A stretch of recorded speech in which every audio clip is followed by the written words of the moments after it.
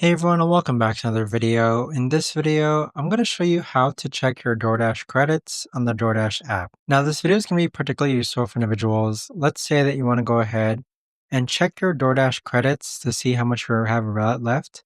How do you actually go ahead about doing so? Now, this video is going to be short, sweet, and simple, guys. There's not going to be a lot of steps involved. Now, in order to do this, what you're first going to do is click on your profile icon on the top right-hand corner. Afterwards, click on Settings, then scroll down, and then click on Payment underneath Account Settings. Next, scroll down, and then towards the bottom, you're going to see DoorDash credits.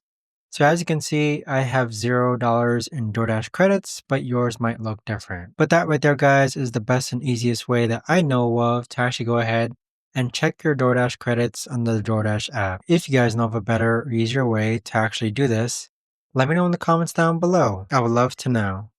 Thanks so much for watching everyone, and I'll see you guys all in the next video.